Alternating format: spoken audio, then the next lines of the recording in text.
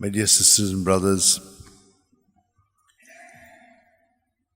we have seen in the first reading this holy zeal for keeping the ways of the Lord, and those who were not keeping to it but had given themselves to other ways, to other gods.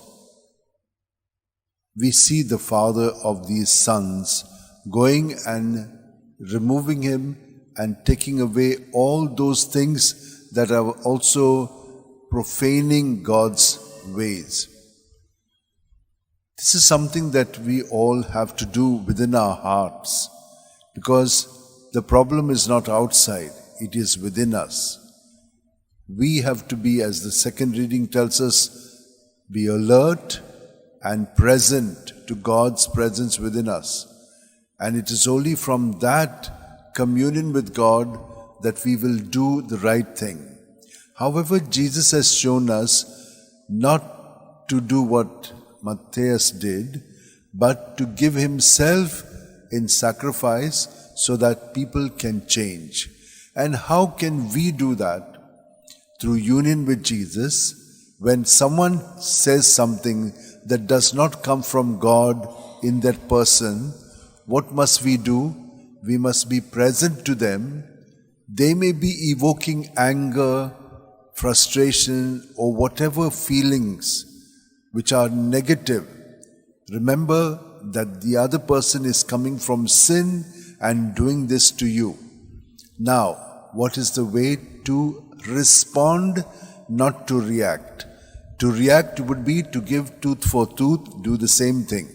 But in Jesus, we can give a response of love, which is understanding.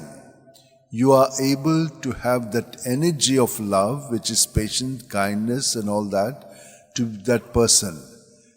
And you are praying for that person. You are understanding the person, that this person is steeped in sin, that evil has got him or her in control.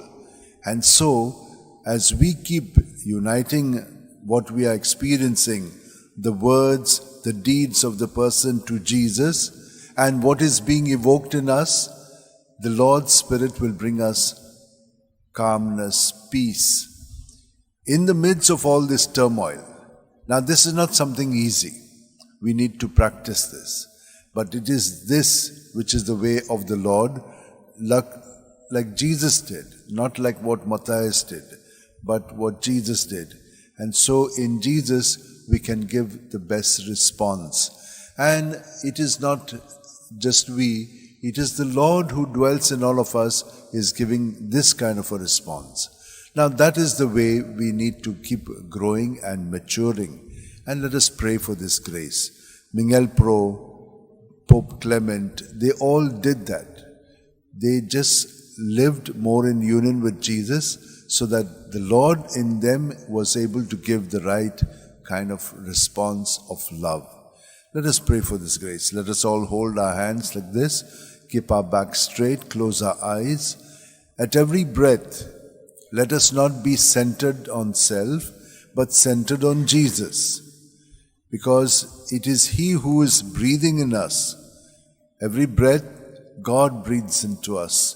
Every breath out, God is removing all that is negative and infusing us with what is His, to make us more and more conform to His likeness and image.